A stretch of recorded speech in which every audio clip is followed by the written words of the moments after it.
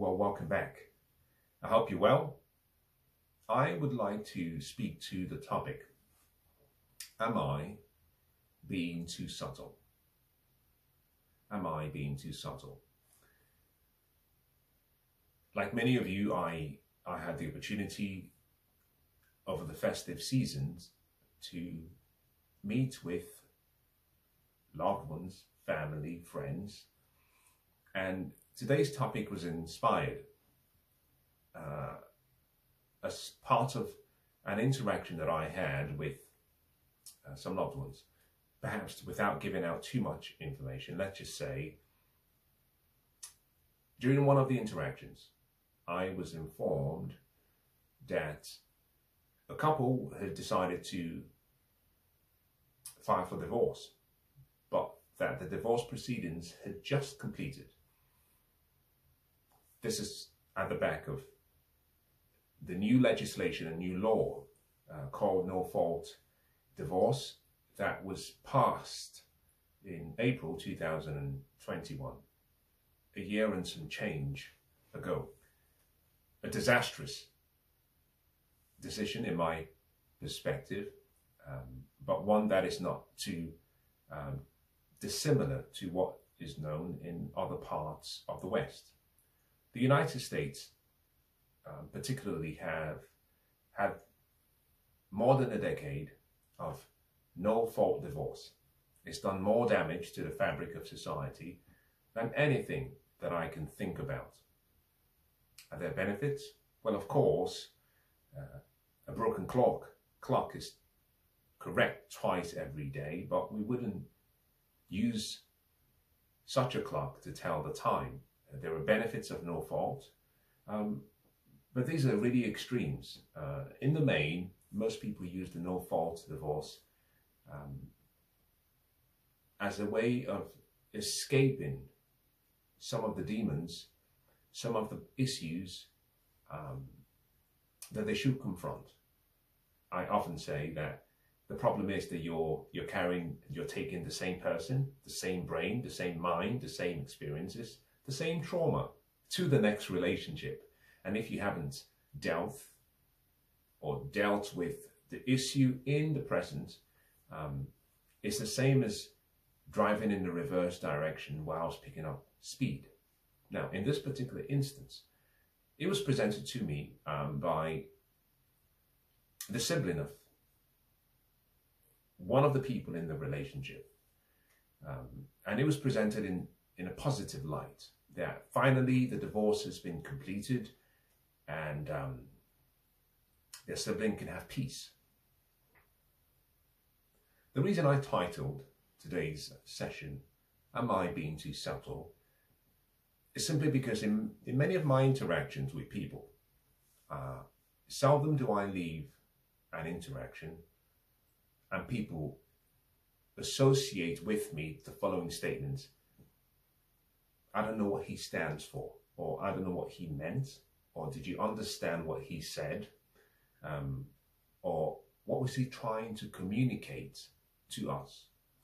I generally leave all my cards on the table, good, bad, or indifferent. I was raised to speak, not to be heard, but to speak to be understood. A very important distinction. Sometimes what you say may not float with the other people, but there is some level of integrity that people afford you because you're very clear in what you're saying or in what you stand for. But you leave room for disagreements and for changing your perspective. In many instances, I would always ask, in a joking way, am I being too subtle? And the point being, I wanted the other party to have the opportunity to ask for clarifications, so that I knew exactly whether my opinions were understood or heard. In some cases, in my conversations, I would, in a subtle way, ask the person to identify or address what I had put across, to make sure that they understood. Now, in a business formal setting, I would do the reverse. If I was speaking with someone in order to make sure that I understood what they were trying to say, I would, at the end of the conversation, I would try to summarize what I thought I understood from what they said. So I would paraphrase what they were saying and give the person the opportunity to correct my understanding. Communication is a very, very interesting dance. Sometimes the words in our mind, in our head, and our thoughts do not translate as eloquently as we perceive them to be whilst within us when they actually put into words and presented to the next party. It takes a little bit of an art, learning how to communicate. The dialogue I'm having with you now is a learning process. I don't speak clearly always. I don't speak directly always. I don't speak as eloquently as I should always. But by practice and doing it often enough and allowing myself to have the opportunity for your feedback, I can correct mistakes that I am making. So sometimes when you see the preacher on the pulpit, the message, the sermon, when you see the rabbi, the priest, their message or their sermon, when you see the teacher in the front of the class, their message and their sermon and their teaching may have been rehearsed, orchestrated, practiced a number of times so that they have the most succinct, subtle, direct transfer of information from themselves to you or to the audience. Many of us do not have that opportunity. And therefore, when we communicate sometimes, we have to be less subtle, more direct, and ask for feedback to make sure that people understood or understand what we are trying to communicate. And let me bring this full circle to today's topic and the preface that I started with. To set the scene, two couples, they've been married, married for about 5 years. They decided to file for divorce. Now here is where it gets interesting. 7 out of 10 marriages that end in the UK are filed by women. Now ladies, stay with me here because this is not an attack on women. As a matter of fact, I'm saying what I'm saying, and today's session is more encouraged towards the men. But 7 out of 10 marriages, sometimes up to 8, if you look over the past, let's say, 40 years, have been, and even up to 50 years, have been by women. Of the remaining 2 or 3 of the 10, in other words, of the remaining 20 to 30%, in most cases, the two parties, so take the half of the remaining 20 to 30%, both parties are not happy and have an unbearable life together, but they stay. So generally speaking, if you were to take an average of the percentage of people or the percentile of people who are happy or happily married, I would say that the number would be between 10% and, if you're very lucky, up to about 12.5% that are happy. Now, happiness is something that scales, so I won't go into more detail. The point being that only about 1 or 2 out of 10 times do you have men file for divorce. When men do, I'm always very curious. I like to understand because it's in our nature to stay. Women generally are the ones who leave. So when men leave or choose to leave, I'm usually very curious. Now in this particular instance, with this couple, the husband was the one who filed for divorce. And it struck me as, firstly, unusual, but secondly, as something to be something worth considering further. So I asked a few questions. And I like to draw from the conversation I had a few teaching points that I hope will be helpful. I was informed by the siblings of the couple that the woman in question, the wife, the ex-wife, that she was shocked and stunned by the divorce filing. The no-fault divorce process is a very fast process. Normally it takes 6 months maximum, but it's done so quickly, and because there is no fault and no reason necessary, the other party, even if they really wish to resolve the issue, their hands are tied. It's an appalling process, especially when one party is really keen on resolving whatever the issues might be. I find it really inhumane to sever the ties of a union without the other party having the opportunity to understand what they did wrong. This was the case with the woman. Now, for whatever reason, and her eccentricities, and her uniquenesses, and her peculiar behaviors, the fact that she was very shocked, her family was shocked by the filing, was what caught my attention. And so I asked a few questions, which I would like to speak to the men first. The first question I asked was, the sibling was, well, did the husband communicate all of the issues that he felt could not be resolved prior to the divorce filings? The answer was no. So I said, did he in any way seek for any form of counseling, therapy, or seek an intercessor to facilitate the improvement he was seeking for in the relationship? And the answer was no. I said, did she understand his discomfort and unhappiness in the relationship in any way? And did he do such by communication? And I was told no.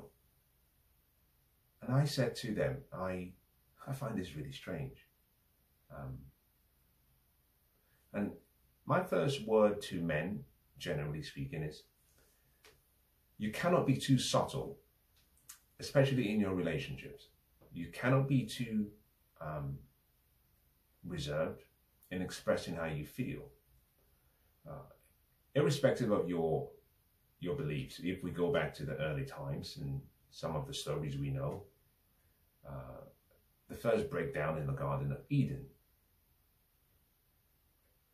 was due to poor communication from the men. It's not unusual for men to blame the women most of the time, despite being the leaders. I found it strange. And so my first word of encouragement to men is, whether you are in the dating marketplace or in the marriage marketplace, or whether you've exited the marketplace, it's very vital that you're very straightforward in your communication. If you're simply dating for fun, and therefore short-term and casual, be very explicit. Don't make promises, don't give out words or use words too casually. State what your intentions are. If you're transitioning and you want to be in the marriage marketplace or the relationship marketplace, state your intention. State your intention with clarity. Men, we make the mistake of thinking that women can read our hearts and our minds. No, they cannot. They are good at intuition and are trying to extrapolate from our verbal and non-verbal cues how we feel, but they get that wrong also. You have to learn as a man how to be a good communicator. Avoid being subtle. It's better to be heard clearly and risk offending other people than for your voice to be absent and you end up hurting other people.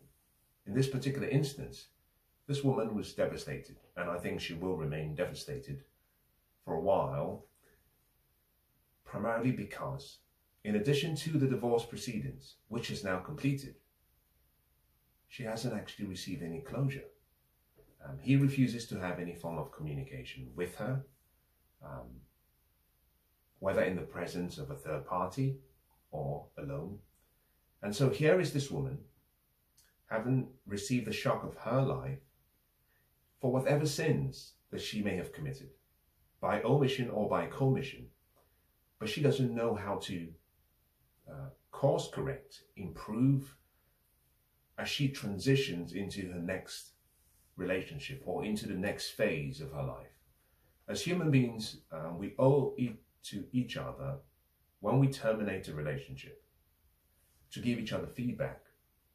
However you intend for that feedback to be communicated, in written form, in recorded audio form, in video form, in person, through a third party, in the presence of a third party. And the reason is simple. Human beings, we learn in two ways: mistakes and through mentors. We learn from our experiences, personal experiences, or other people's experiences. Personal learning is one of the most powerful, or is indeed the most powerful, but it requires the trade-off of time, your emotions. It requires the investment of your resources, tangible and intangible. So it's very painful. It's a painful way of learning. Now we can learn from other people's experiences. So in using this example, I'm hoping that you as a man can learn from the experience of another person. But we dismiss other people's experiences too casually because we always believe that we will do better. My call to action for you, the men, is as follows.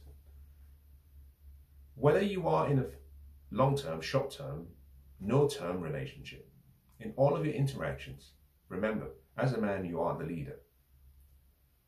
As the leader, clear instructions sometimes could be life and death, especially for someone in the army, a general, given orders. You have to be very, very clear. Avoid being subtle and communicate directly. Number two, when you communicate, ensure that you allow the other person or other people the opportunity to give back to you, in summary, what they have heard from you, because sometimes what we say and how we say things are not very clear. We don't say it very well, as I'm doing in this session, and we don't say it very clearly.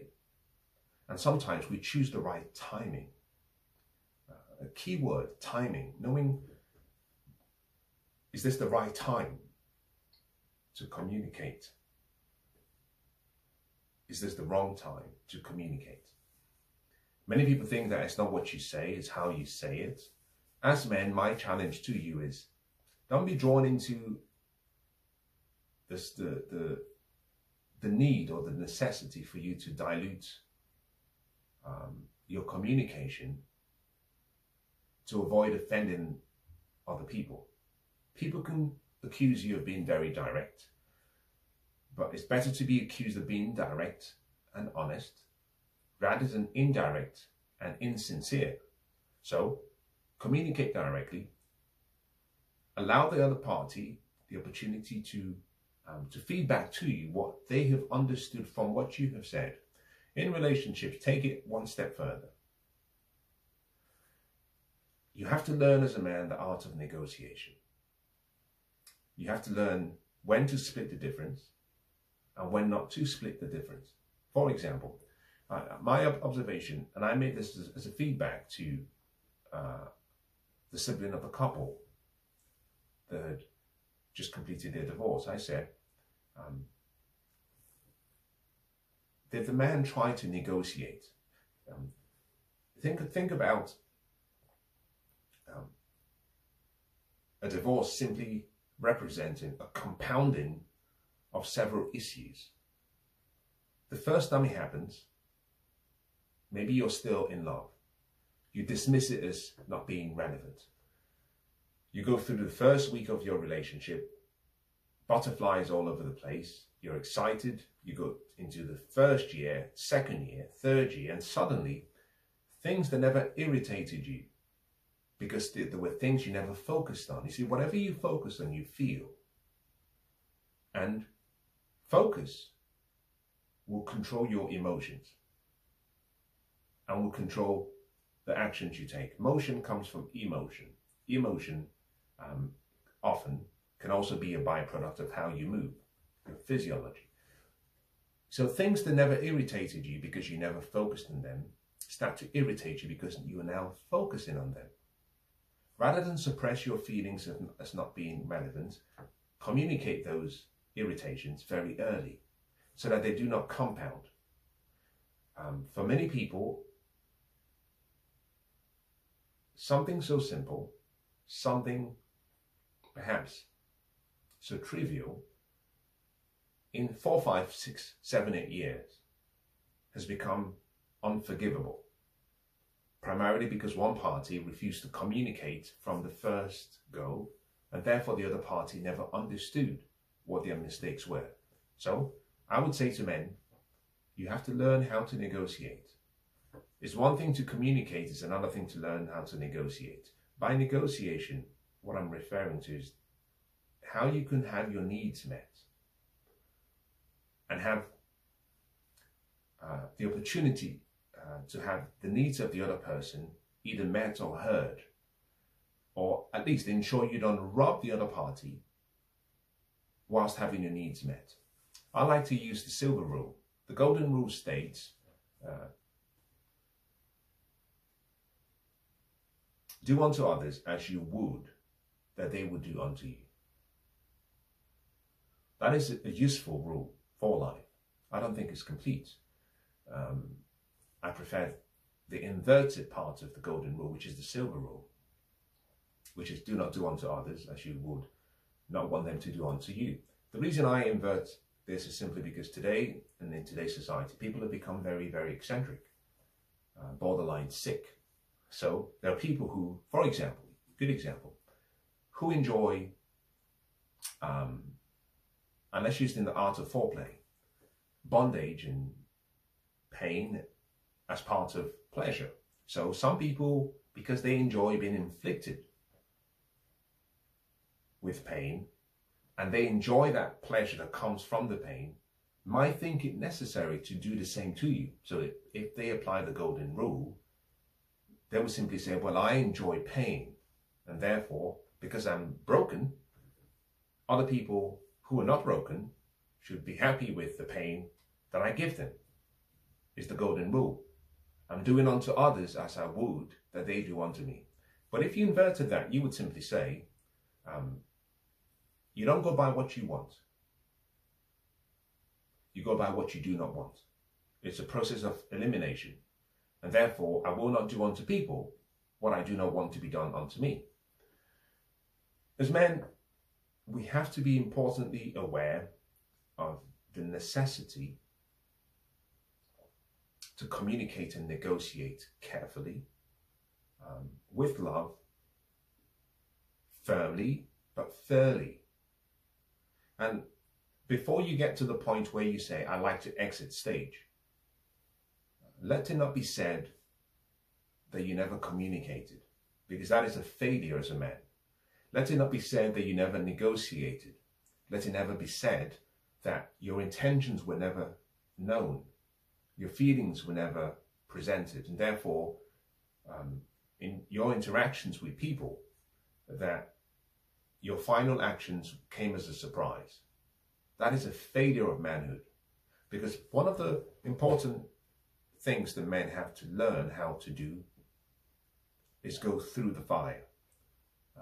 We have to learn how to fail. The process of failing is what makes us men. You see, experiences and pain and trauma, when reflected on, when we work on those, make us better as men.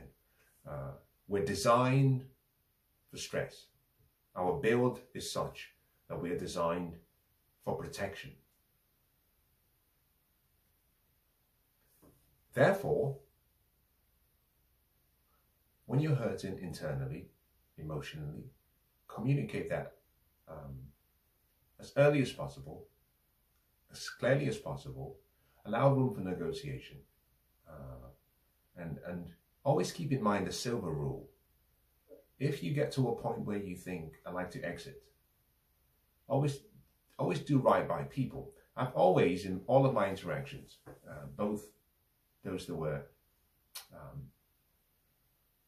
sexual or non-sexual, those that were business and non-business, I've always tried to apply the good faith principle, especially taking into account the long term.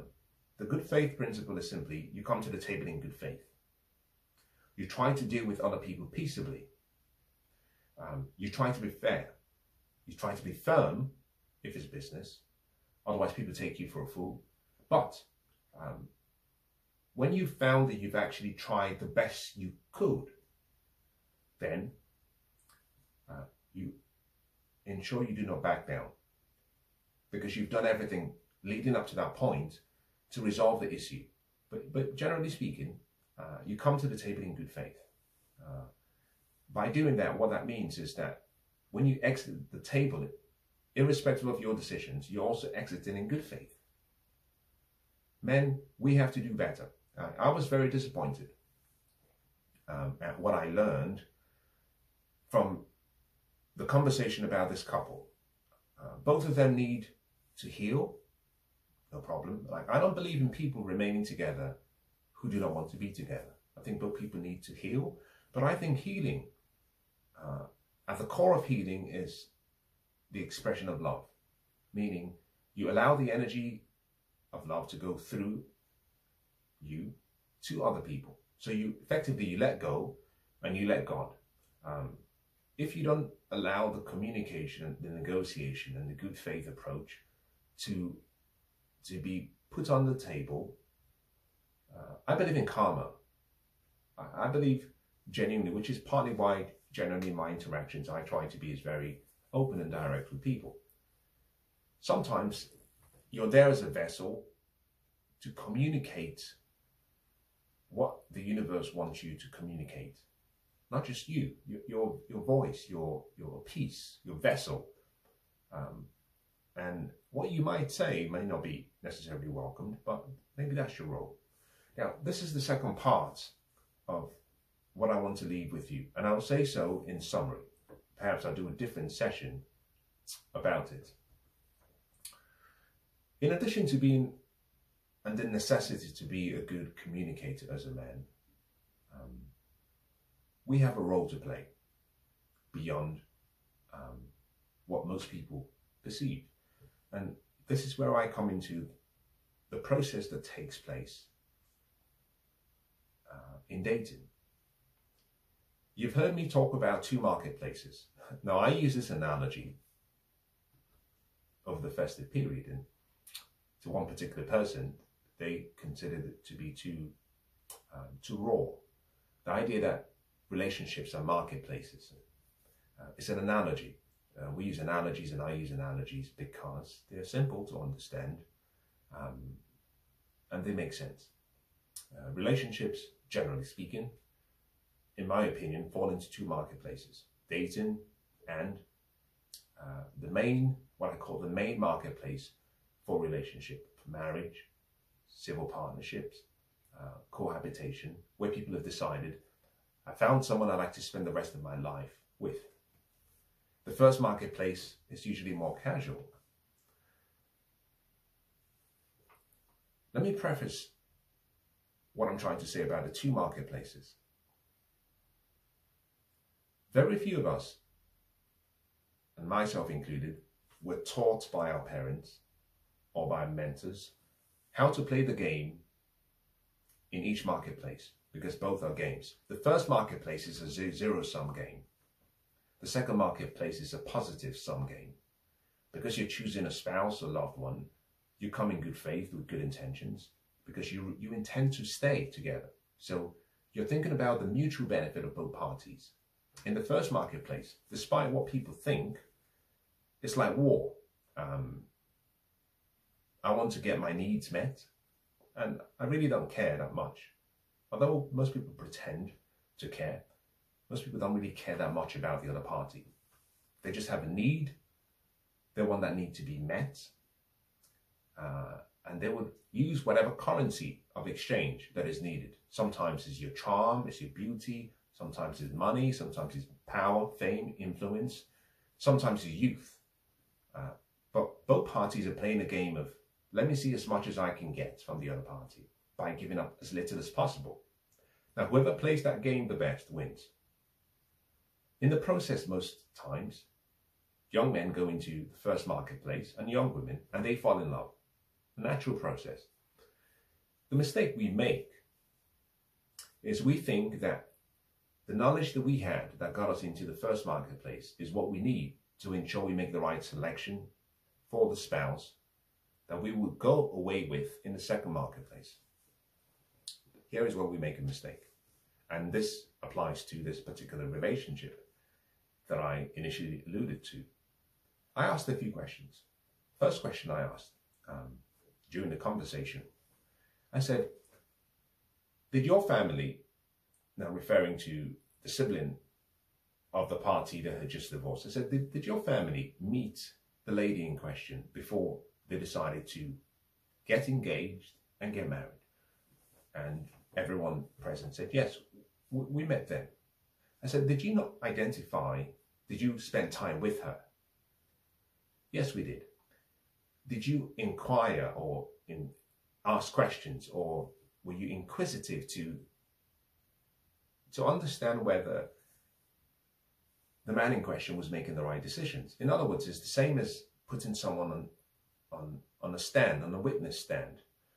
You disassociate because you're too emotionally involved if you're the one in the relationship, and you let your loved ones, your siblings, your family, your friends, your community, to identify questions that they should ask, observations that they would make, inferences, suppositions, to identify whether the person is worthy of being committed to you over the long term. Like in a jury, the jury observes and listens, but someone is asking questions. And as a family unit, which is what we used to have, different people will play different roles. I meet a woman who I find attractive and who I want to commit my life to. I don't just decide I have to take her to my people, my friends, my family, my loved ones, and have them observe whether there are qualities that she might exhibit, behaviors, mannerisms, temperaments.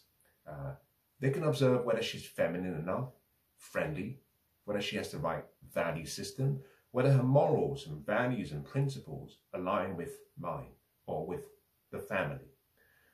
And here is the important part.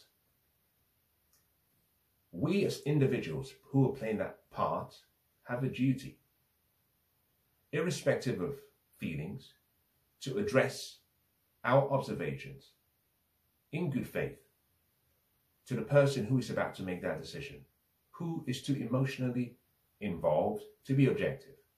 We can be objective. And so I asked the same question. Did you meet her before the announcement of the engagement and marriage? Yes, they replied. Did you not observe some of the things that are being used as a reason for the ending of the relationship? And they couldn't answer the question. And this is where not to criticize, because we all make the same mistake. It's not unusual for a woman to come to father and parents with a man and say, this is who I want to get married to. And everyone says, she's in love, so we love him because she's chosen him. Wrong. Completely wrong. And men, we make a huge mistake when we don't advocate in many ways for what I call the unobjective person in the relationship. We have to put them on a stand and make observations, make inferences, and draw conclusions, and share those conclusions with the other party to say, she looks like a great woman. Here are the concerns I have. Take them for what they are, but I would like you to review them and make sure that you are making the right decision. Now, for someone to be married, now, for whatever reasons, people fall apart. Yes. And therefore, people can pretend over the short term. So the observation process is a long-term process, typically speaking, which is why 6 months is a good time for a man who's decided, I like to get married, for him to ensure that leading up to that decision, he's taking the girl around the family and different activities without her knowing. And she does the same without him knowing that he's been reviewed or interviewed or critiqued or put on a witness stand. The key question here is that you're trying to protect both parties from harm by making sure that an emotionally charged decision, which is love, a feelings-based decision, which changes so quickly, is not used to make a long-term commitment. In this particular instance, the siblings of the family of the boy, man in question, couldn't tell me that they actually identified one issue. And I said, in many ways, we fail those who actually go through divorces as bystanders, as family members, as friends, as a community, because we care so much about being liked that we do not want to do our due diligence on their behalf to stop them from the heartache, the pain, the suffering that will come, sometimes inevitably will come, because two people were not equally yoked, but tried to bond themselves together.